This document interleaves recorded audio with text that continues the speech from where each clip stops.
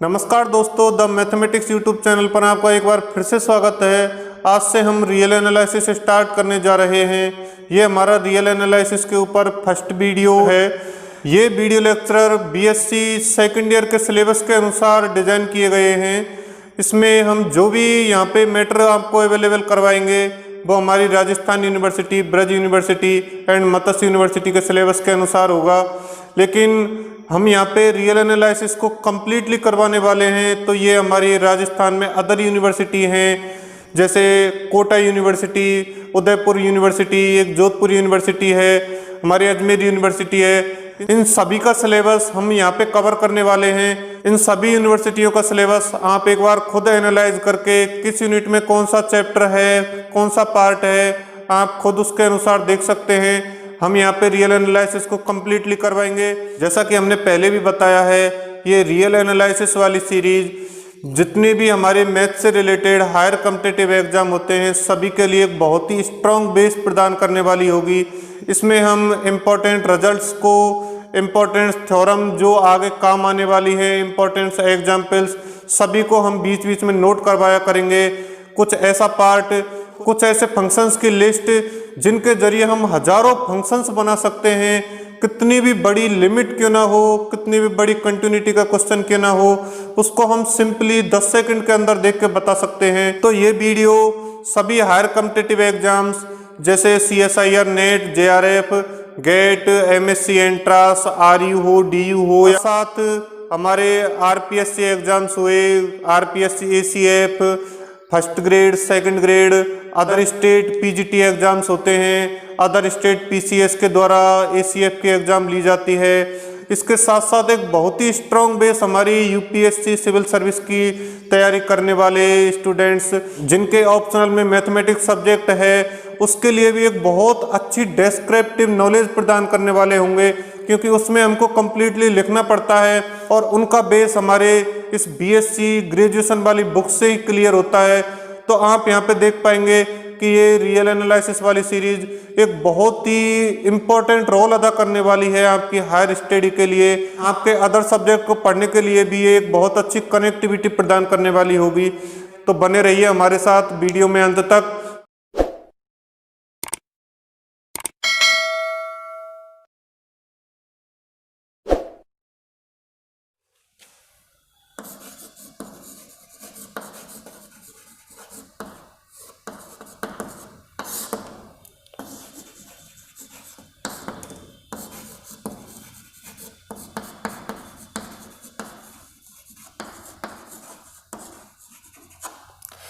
देखिए, real number system हमारा real analysis का चैप्टर नंबर फर्स्ट है। इसको हम हिंदी में बोलें तो वास्तविक संख्या निकाय,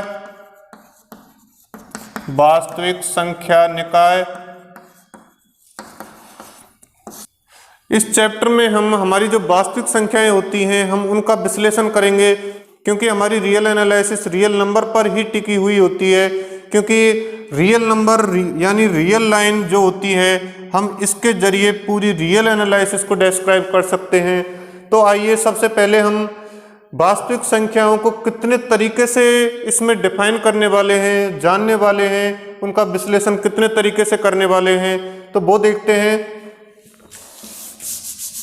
हमारी जो वास्तविक संख्याएं होती हैं रियल नंबर,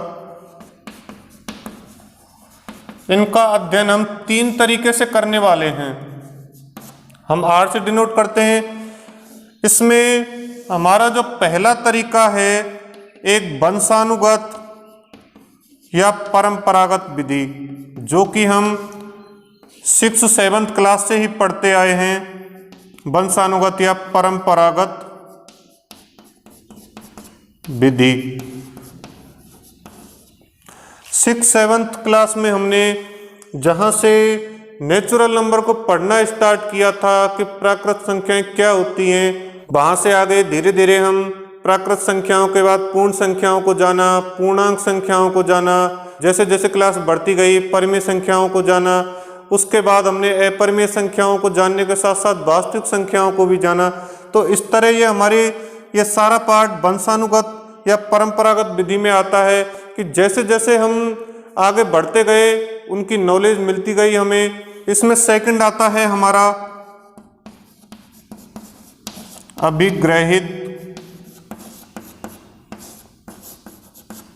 अभिग्रहितीय विधि, एक्जियोमेटिक मेथड।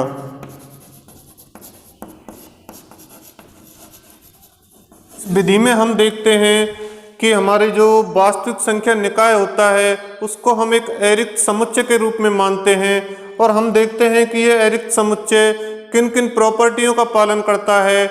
यहाँ पे हम देखेंगे कि ये जो एरिक्त समुच्चय होता है वो द्विआधारी संक्रियाओं के लिए क्षेत्र एक प्रॉपर्टी होती है उसको बनाता है। इसके साथ साथ हम और भी आगे बहुत सारी प्रॉपर्टियों को देखने वाले हैं। तो अभिग्रहित का मतलब ही क्या होता है, एक नियम विधि, एक्जियोम यानी नियम, कुछ नियमों के अनुसार अगर रियल नंबर उन नियमों का पालन कर रहा है तो हम बोल देंगे कि हाँ ये नियम वास्तविक संख्याओं के लिए लागू होते हैं, नहीं कर रहा है तो नहीं होंगे। तो इस तरह हम जितने भी हमारी सेट के रूप में प्रॉपर्टियों का अध्ययन करेंगे वो हम इस पार्ट में करेंगे, और यही पार्ट हमारा सिलेबस का पार्ट है और बहुत इंपॉर्टेंट पार्ट है। इसमें तीसरा तरीका होता है हमारे वास्तविक संख्याओं के अध्ययन का, वो है डेडेकिंड कट विधि। ये हमारे एक भाई साहब थे मैथमेटिशियन, इन्होंने बताया कि परिमेय संख्याओं के जो कट होते हैं, परिमेय संख्याओं का प्रत्येक कट एक वास्तविक संख्या को डिनोट करता है।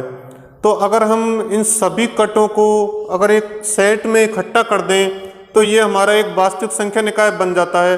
तो इस तरह हम इस विधि में देखेंगे कि किस तरह कटों के अनुसार एक वास्तविक संख्याओं को जनरेट किया जाता है। तो यहाँ पे ये पार्ट, इसमें नेचुरल नंबर से लेकर हमारे इंटीजर, इसके बाद परिमेय संख्याएं, और इसके बाद फिर रियल नंबर। तो अभिग्रहितीय विधि, इसका अध्ययन हम अभिग्रहितीय विधि, इसका अध्ययन हम निम्न अभिग्रहितों के अनुसार करेंगे, जिसमें फर्स्ट है हमारा क्षेत्र अभिग्रहित, इसका सेकंड आता है क्रम अभिग्रहित,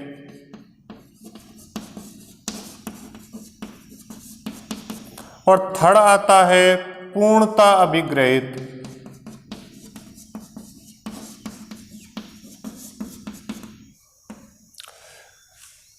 तो हम अभिग्रहितीय विधि में देखते हैं कि हमारी जो वास्तविक संख्याएं हैं उनको हम कुछ नियमों के अंतर्गत पढ़ते हैं। अब वो नियम क्या क्या हैं कि एक है क्षेत्र वाला नियम यानी क्षेत्र अभिग्रहित। इसमें क्या है कि हम हमारे वास्तविक संख्याएं जितनी भी हैं उनको एक एरिक्त समुच्चय के रूप में मानेंगे, और हम देखेंगे कि वो वास्तविक संख्याएं एक द्विआधारी संक्रिया के अंतर्गत एक क्षेत्र बनाती हैं। साथ में हम देखेंगे सेकंड प्रॉपर्टी के अंतर्गत क्रम अभिग्रहित। इसमें हम देखते हैं कि हमारे जो क्रम संबंध होते हैं, less than, greater than, equal, तो ये हमारी वास्तविक संख्याओं पर अप्लाई होते नहीं होते, ये देखेंगे। और जो हमारा थर्ड पॉइंट होगा, इसमें थर्ड जो नियम होगा वो पूर्णता अभिग्रहित। पूर्णता की कंडीशन होती है कंप्लीटनेस एक्जियोम, उसको हमारी वास्तविक संख्याएं पालन करती हैं। तो यहाँ पे हम थर्ड नियम के अंतर्गत हम ये देखेंगे कि आर किस तरह पूर्णता अभिग्रहित का पालन करता है। तो सबसे पहले हम देखते हैं क्षेत्र अभिग्रहित। आइए, क्षेत्र अभिग्रहित में हम एक क्षेत्र नाम की प्रॉपर्टी होती है जिसको हम इंग्लिश में फील्ड बोलते हैं, इसका अध्ययन करेंगे, इसके गुणधर्मों का अध्ययन करेंगे। ये क्या होता है, तो हमने बीएससी फर्स्ट ईयर में डिस्क्रीट का एक चैप्टर फोर्थ है जिसमें ग्रुप, रिंग और फील्ड यानी समूह, वलय और क्षेत्र, तो उसमें थर्ड जो था वो क्षेत्र था। वो ही एज इट इज हम यहाँ पर देखेंगे कि जो आर हमारा समुच्चय है, हम यहाँ पे अभिग्रहित विधि में वास्तविक संख्याओं को एक एरिक्त समुच्चय के अंतर्गत मान रहे हैं, तो हम यहाँ पे बोल देंगे आर हमारा वास्तविक संख्याओं का समुच्चय है। तो वो किस तरह से क्षेत्र की प्रॉपर्टियों का पालन करता है हमें ये देखते हैं। तो सबसे पहले ये देखते हैं कि क्षेत्र होता क्या है। एक एज डेफिनेशन, माना एफ एक अरिक्त समुच्चय है जिसमें कम से कम 2 अवयव हैं तथा 2 संक्रियाएं प्लस वे डॉट परिभाषित हैं, तब F एक क्षेत्र कहलाता है, एक क्षेत्र कहलाता है यदि यह इन दोनों संक्रियाओं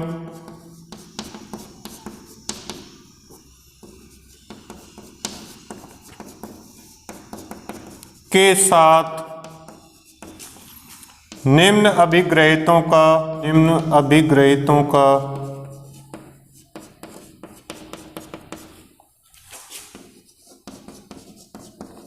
पालन करे।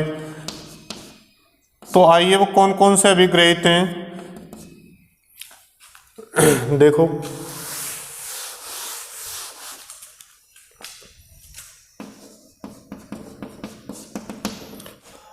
फर्स्ट है इसमें योग अभिग्रहित,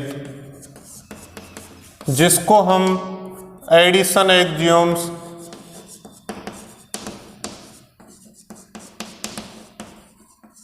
भी बोलते हैं। इसमें भी फर्स्ट है हमारा A1 समरत नियम। ये क्या है कि हम कोई भी 2 अवयव लें A और B F में से, तो यहाँ पे योग के लिए कर रहे हैं योग अभिग्रहित, तो इन दोनों को जोड़ने पर जो हमारा अवयव आएगा वो भी F के अंतर्गत आ रहा है, F के अंदर आ रहा है, तो हम बोल देंगे कि F में समरत नियम का पालन हो रहा है। अब ये योग के लिए है तो योग के लिए समरत नियम का पालन हो रहा है।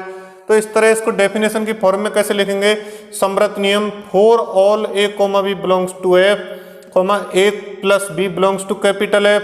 तो ये प्रॉपर्टी अप्लाई होनी चाहिए, A plus B belongs to capital F। Second आती है हमारी साहचर्यता। हालांकि हमारे जो एलजेब्रा पे वीडियो चल रहे हैं BSc थर्ड ईयर के लिए, उसमें हमने ये सारा सब कुछ बता रखा है, लेकिन हम यहाँ पे रियल के लिए अलग से बता रहे हैं, तो इनको यहाँ पे अलग से भी देख सकते हैं। तो साहचर्यता क्या होती है, इसमें 3 अवयव लिए जाते हैं, A, B, C F में से ले लिए। तो एडिशन के लिए चल रहा है तो पहले 2 को जोड़ो, फिर तीसरा इसी तरह पहले पिछले 2 को जोड़ो और फिर पहले वाले को ऐड करो। तो इस तरह अगर हमारा समुच्चय F अगर इस प्रॉपर्टी को अप्लाई कर रहा है, इस प्रॉपर्टी का पालन कर रहा है, तो हम बोल देंगे कि F में योग के लिए साहचर्य नियम का पालन हो रहा है। तो ये हमारी सेकंड प्रॉपर्टी हो गई योग के लिए। अब आती है एक थर्ड, जिसको A3 एडिशन, और उसके अंतर्गत थर्ड प्रॉपर्टी।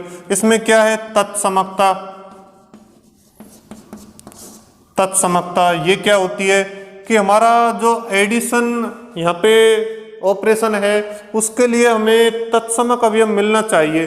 तो वो कैसे, देखो कोई भी अवयव लें for all A belongs to capital F, तो एक ऐसा अवयव जिसको हम नाम दें E belongs to capital F such that, यानी इस प्रकार कि A में E को जोड़ें तो फिर से A आ जाए, या इसको उल्टा करके जोड़ें कि E को इधर साइड से जोड़ें और फिर A को जोड़ें, तो इस तरह भी हमारा A आ जाना चाहिए। तो इस तरह हम देखते हैं कि यहाँ पे योग के लिए ऐसा क्या जोड़ा जाए जो हमारा एज इट इज वही आ जाए।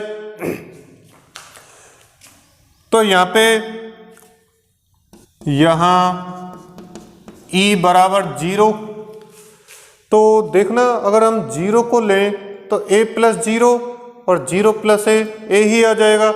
तो हमारा यहाँ पे एक जनरल या तो ई से डिनोट कर दो या 0 से डिनोट कर दो, क्योंकि हमारा क्षेत्र जो है वो जरूरी नहीं कि केवल एफ हो या केवल आर हो, क्योंकि क्षेत्र तो कोई भी सेट अगर इन सारे नियमों का पालन कर रहा है तो वो हो सकता है, और उसमें अगर 0 नहीं हुआ तो 0 की जगह कौन सा योग के लिए तत्समक अवयव है हम वो लिखते हैं। तो यहाँ पे योग के लिए तत्समक अवयव को हम शून्य अवयव भी बोलते हैं। तो यहाँ ई बराबर 0 हो गया, अर्थात a प्लस 0 बराबर a बराबर 0 प्लस a। यहाँ 0 एफ में योग के लिए तत्समक अवयव है। इसे हम एफ का शून्य अवयव भी बोलते हैं।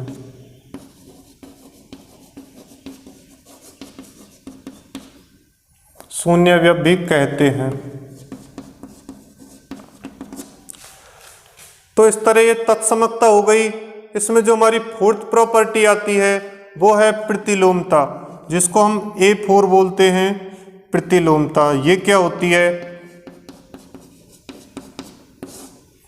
देखो अगर हम कोई भी अवयव लें, for all A belongs to capital F there exist corresponding यानी संगत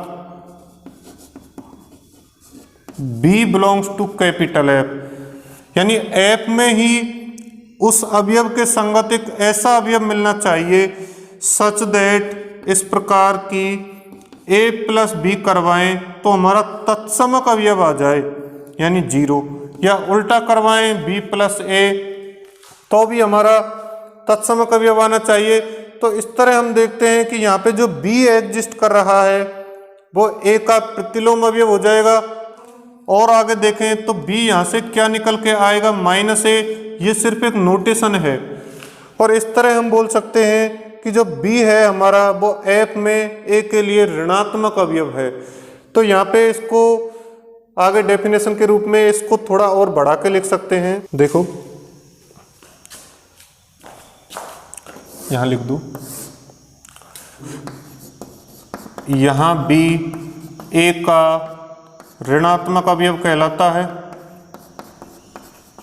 ऋणात्मक अवयव या योज्य प्रतिलोम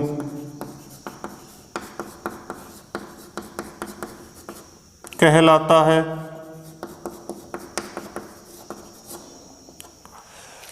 तो इस तरह ये प्रतिलोमता हो गई, यानी जो अवयव लेंगे उसके लिए पर्टिकुलर एक अलग अवयव निकल के आएगा। यहाँ पे हम एक नेक्स्ट प्रॉपर्टी और देखते हैं, वो है उसको हम A5 नाम दें, क्रम विनिमेयता।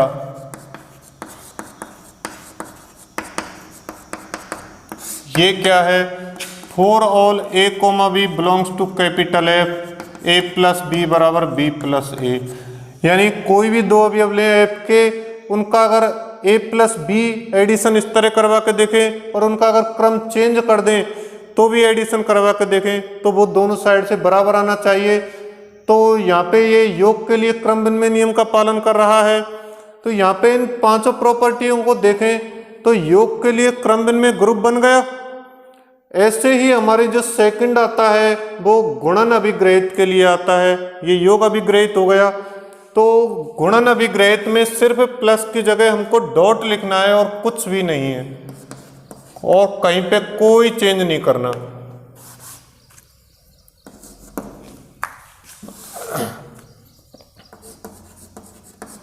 मल्टीप्लिकेशन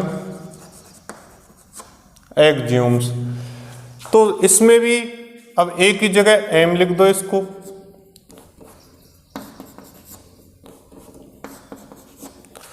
इसमें भी अब देखो जहां जहां प्लस लिया वहां डॉट के लिए सेम प्रॉपर्टी हो जाएगी।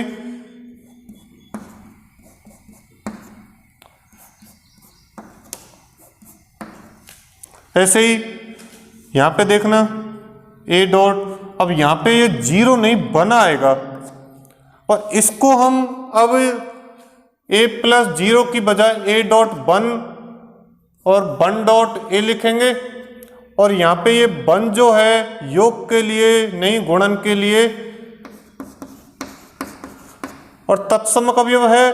और इस तत्समक अवयव को हम इकाई अवयव बोलते हैं, ना कि शून्य अवयव। ये इकाई अवयव हो गया। अब फोर्थ देखते हैं हम प्रतिलोमता, M4 नाम दे देंगे इसको। लेकिन इसमें जो हम अवयव लेंगे ना वो सिर्फ f में से ना लेके f-0 में से लेंगे, यानी a का मान कभी भी 0 नहीं होगा। अगर a का मान 0 हुआ तो यहाँ पे हम देखते हैं ये प्लस के लिए डॉट हो जाएगा और 0 की जगह 1 हो जाएगा, और ये यहाँ पे a इनवर्स, यानी कि हम देखते हैं कि अगर a का मान 0 हुआ तो यहाँ a इनवर्स कभी एग्जिस्ट नहीं करेगा, यानी 1/0 वो कंडीशन हमारी अनडिफाइंड आ जाएगी। तो इस तरह हम देखते हैं यहाँ पे इसको ऋणात्मक अवयव की जगह प्रतिलोम अवयव या व्युत्क्रम अवयव, और इसको हम योज्य प्रतिलोम की जगह गुणन प्रतिलोम बोल देंगे। तो ये चारों प्रॉपर्टियों में थोड़ा थोड़ा अंतर आया है, केवल प्लस की जगह हमने डॉट लगा दिया है। तो यहाँ पे हम देखते हैं एक फिफ्थ प्रॉपर्टी और M5 क्रम विनिमेयता, इसमें भी सिर्फ प्लस की जगह डॉट लगा दो हो रहा है। तो यहाँ हमने देखा कि ये जो पांचों प्रॉपर्टी हैं इनसे हम देख रहे हैं कि जो f है उसमें अशून्य संख्याओं के लिए एक गुणन संक्रिया के अंतर्गत एक ग्रुप बन रहा है। तो यहाँ पे योग के लिए एक ग्रुप बन गया, एक गुणन के लिए अशून्य संख्याओं के लिए ग्रुप बन गया। तो ये इसके साथ एक प्रॉपर्टी और आती है हमारी, यानी योग अभिग्रहित हो गया, गुणन अभिग्रहित हो गया। अब एक थर्ड प्रॉपर्टी और आती है, उसको देखते हैं हम। थर्ड आता है हमारा बंटन नियम, डिस्ट्रीब्यूशन लॉ। ये क्या होता है, जो हमारी f में दो संक्रियाएं थी प्लस और डॉट, हम उनमें जो डॉट संक्रिया होती है उसको प्लस पर बंटन किस तरह देखो, for all A B C belongs to capital F, number 1 a dot B plus C, ये हमारा आना चाहिए a dot B plus a dot C. और सेकंड b प्लस सी अगर लें और a को इधर से डॉट करवाएं तो ये b dot a plus C dot a, ये हमारा लेफ्ट साइड से है तो इसको वाम बंटन नियम बोल देंगे। और ये हमारा दक्षिण बंटन नियम।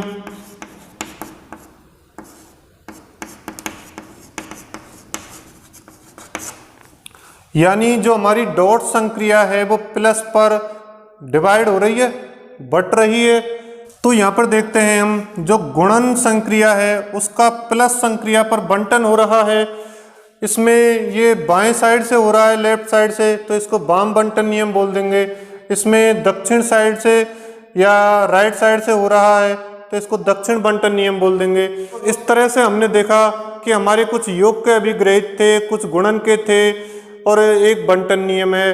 तो ये टोटल 5, 5, 10 और 11 अभिग्रहित होकर हमारे एक क्षेत्र बनाते हैं, जो कि हमारा वास्तविक संख्याओं का समुच्चय R होता है। वो इन सभी नियमों का पालन करता है और प्लस और डॉट के संगत एक क्षेत्र बनाता है। तो ये R प्लस डॉट एक क्षेत्र बन जाता है।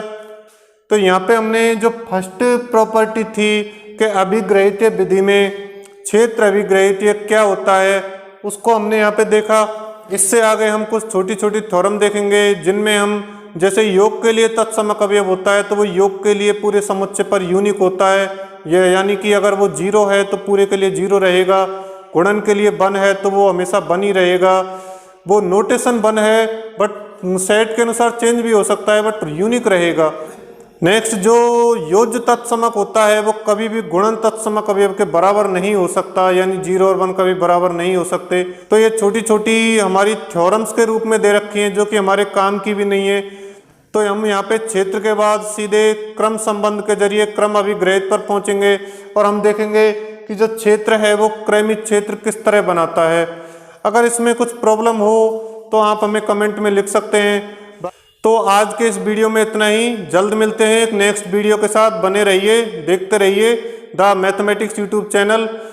Okay guys, thank you.